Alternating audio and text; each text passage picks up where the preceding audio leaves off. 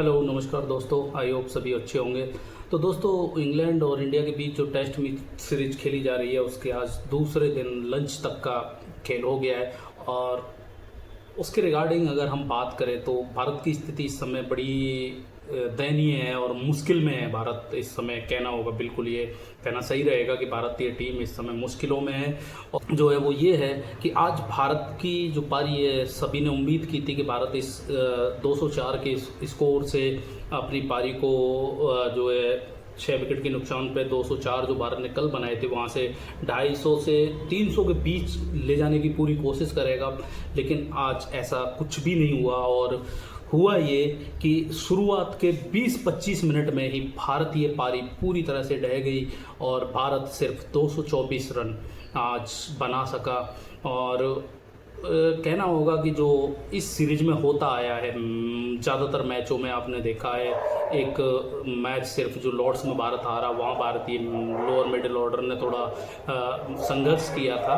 और पिछले मैच में अगर हम बात करें, जो चौथा मैच मैनचेस्टर में खेला गया, वहाँ तक बात पहुंची नहीं थी दूसरी पारी में। लेकिन बाकी इस सीरीज को ओवरऑल अगर हम बात करें तो भारतीय जो लोअर मिडिल ऑर्डर है वो इसी तरह से बिखरता आया है। और वही आज हुआ कि भारत ने जो अपने बचे हुए 4 विकेट्स थे वो मात्र 20 रन ऐड करके और शुरुआत के 20-25 मिनट में ही भारतीय पारी पूरी तरह से तहस नहस हो गई और समाप्त हुई। और इस एकमात्र जो सबसे बड़ा रीज़न जो मेरे को लगता है कि भारतीय टीम इस सीरीज में जो आप अभी पीछे चल रही है 2-1 से, ये एक सबसे बड़ा कारण है भारत का इस सीरीज में पीछे होने का। वरना अदरवाइज आप ओवरऑल अगर देखते हैं तो बैटिंग परफॉर्मेंस में अगर हम बात करें तो भारतीय बल्लेबाजों ने इस सीरीज में अभी तक इंग्लैंड के बल्लेबाजों से ज़्यादा सेंचुरीज बनाई हैं। टॉप स्कोरर इस सीरीज के जो हैं, टॉप 5 में 4 भारतीय हैं। अगर हम बॉलिंग में बात करें तो बॉलिंग में ज़रूर बेन स्टोक टॉप पे है, बट उसके बाद अगर हम बात करते हैं तो भारतीय हैं, बुमराह हैं, सिराज हैं, 14 विकेट लेके 17 विकेट आपके बेन स्टोक ने लिए, 14 विकेट लेके बुमराह, 14 विकेट लेने के बाद मोहम्मद सिराज तीसरे नंबर पे आते हैं। उसके बावजूद अगर भारतीय टीम इस सीरीज में 2-1 से पीछे है तो उसका सबसे बड़ा रीज़न यही है कि भारत का जो middle order, lower middle order है, वो इस सीरीज में कहना होगा कि पूरी तरह से तहस नहस होता रहा है। और जो उम्मीदें उनसे की जाती है लास्ट में 25 से 30 रन ये बना के देंगे, उस तरह के रन्स वो देने में कामयाब नहीं हुए हैं। और भारतीय टीम हमेशा उन 32 से 40 रनों की वजह से पिछड़ती रही है। और उसके बाद जो इंग्लैंड ने बल्लेबाजी की है वो मानना होगा आपको कि बहुत ही ज़बरदस्त बल्लेबाजी। जिस तरह की क्रिकेट खेलने के लिए इंग्लैंड जानी जाती है, वेज बॉल, वो आज उन्होंने एक्चुअल में पहली बार इस सीरीज में दिखाया कि किस तरह से इस विकेट पे बल्लेबाजी की जा सकती है। और ये भी कहना होगा कि इंग्लैंड के ओपनर्स जो कि तेज खेलने के लिए जाने जाते हैं, कहीं ना कहीं उन पे वो एक उनको जो कहते हैं कि एक छूट मिली थी। वो छूट इस चीज़ की कि इंग्लैंड इस सीरीज में आगे है, सीरीज हारने का कोई दबाव उन पे है नहीं। ज़्यादा से ज़्यादा अगर कुछ 19-20 होगा भी तो वो ये सीरीज यहाँ से ड्रॉ ही हो सकती है। तो इंग्लैंड के पास खोने के लिए कुछ नहीं था और जो भी था इंग्लैंड को यहाँ से अचीव करना था। और उस चीज़ को इंग्लैंड के दोनों ही बल्लेबाजों ने एप्लीकेबल किया ग्राउंड पे। उनकी बल्लेबाजी से वो दिखा, जिस तरह के आड़े तिरछे शॉट बेन टिकैट ने खेले और उन्होंने टारगेट किया भारतीय बॉलिंग को, खास तौर से आकाशदीप को। जिस तरह से उन्होंने विकेट के पीछे बेन टिकैट ने रिवर्स स्वीप खेलते हुए और कुछ छक्के लगाए, तो ये सारी चीज़ें इंग्लैंड की बल्लेबाजी में ग्राउंड्स पे दिखी। बॉलिंग ज़रूर भारत ने कहना होगा ख़राब तो नहीं की, लेकिन बैटिंग जो की इंग्लैंड ने वो बॉलिंग से कहीं ज़्यादा अच्छी थी। और पूरी तरह से भारतीय टीम जो है दबाव बनाने में नाकाम रही।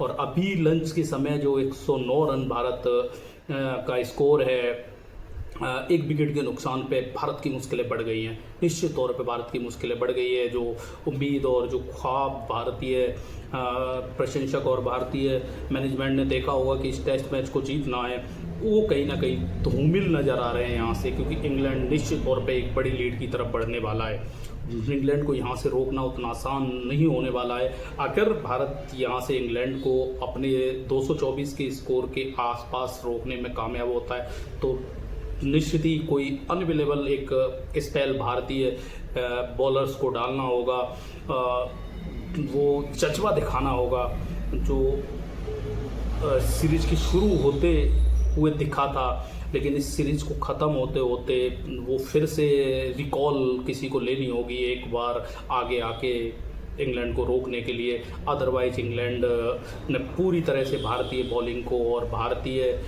टीम को कहना होगा कि आज जितना भी खेल हुआ है लंच तक, दो घंटे का जो खेल हुआ है उसमें भारतीय टीम को पूरी तरह से बिखेर दिया है। और कोई कहना होगा कि बॉलिंग जरूर अच्छी की है, पर plan A, plan B, plan C आपके होते हैं। कोई प्लान उस तरह का नज़र नहीं आया वेन टिकैट और जॉक क्रॉली को लेके भारत की तरफ से। सबको पता है कि जैक क्रॉली और वेन टिकैट जब बल्लेबाजी करने आएंगे तो वो क्या करेंगे और क्या करने का प्रयास करते हैं, और जो करते आए हैं आज तक वही किया है उन्होंने, कुछ अलग हटके नहीं किया है। बट बॉलिंग में भारत की तरफ से कोई उस तरह का प्लान उन दोनों को लेके एक स्ट्रेटजी जो बनाती हैं टीमें, उस तरह का कुछ नज़र नहीं आया। और उसका नतीजा ये है कि भारत इस समय मुश्किल में है, और मुश्किल में ही नहीं कहना होगा कि इस मैच में बहुत पीछे जाने की कगार पे खड़ा हुआ है। यहाँ से भारत को अब इंग्लैंड को रोक पाना उतना आसान नहीं होने वाला है जितना हम लोग सोच रहे थे कि विकेट से मदद है।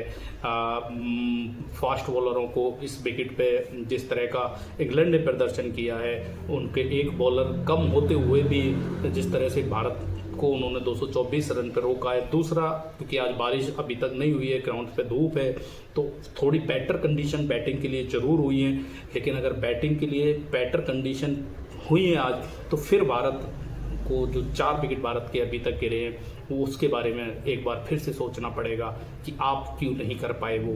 जिस तरह से करुण नायर आज आउट हुए, और करुण नायर से क्योंकि बहुत उम्मीद थी भारत को कि वो अपनी पारी को एक लंबा ले जाएंगे और अपने साथ साथ भारत को भी इस सीरीज में जीवंत रखेंगे और ड्रॉ कराएंगे। क्योंकि अगर वो लंबी पारी खेलते तो उनके कैरियर के लिए तो वो संजीवनी होती ही होती, लेकिन साथ में इस सीरीज में भी ये वो एक निर्णायक पारी हो सकती थी जो कि पूरी तरह से असफल रहे करुण नायर। और उसके बाद वाशिंगटन सुंदर जो शॉर्ट बॉल पे तीसरी बार बाउंसर पे वो इस सीरीज में आउट हुए। तो निश्चित तौर पे सोचना होगा इस टीम मैनेजमेंट को, युवा टीम है, ये मानना होगा समर्थन की ज़रूरत है, वो मिल रहा है और मिलता भी रहेगा। लेकिन कुछ चीज़ें ऐसी हैं जिन पे सवाल उठाने ज़रूरी हैं, डिस्कस करना ज़रूरी है, वो बहुत ज़रूरी है और उठने भी चाहिए। क्योंकि सवाल उठेंगे, सवाल पूछे जाएंगे, तभी कुछ सॉल्यूशन शायद निकले। तो आशा करते हैं कि जो लंच के बाद अब खेल शुरू होगा भारत वापसी करे, और वो जो हम एक स्पेल फास्ट बॉलिंग से उम्मीद कर रहे हैं वो स्पेल हमको लंच के बाद तुरंत बाद देखने को मिले और हम इंग्लैंड को किसी तरह से अपने 224 के आसपास रोकने में कामयाब होते हैं। तो बहुत कहना होगा कि भारत के लिए का एक ये बड़ा अचीवमेंट होगा, बट लगता नहीं है दोस्तों। बट लेट्स होप, देखते हैं क्या होता है। अभी के लिए इतना ही। तो दोस्तों प्लीज़ कमेंट करिएगा और बताइएगा कि आपको जो हमारी वीडियोज़ हैं वो कैसे लगते हैं, हम और भी क्या आपके लिए बेहतर कर सकते हैं। तो प्लीज़, और उसके लिए अगर आपने चैनल को सब्सक्राइब नहीं किया है तो प्लीज़ सब्सक्राइब कीजिए, लाइक कीजिए, शेयर कीजिए और कमेंट्स कीजिए। बस जितना भी आपका अभी तक प्यार मिल रहा है उसको बनाए रखिए। धन्यवाद।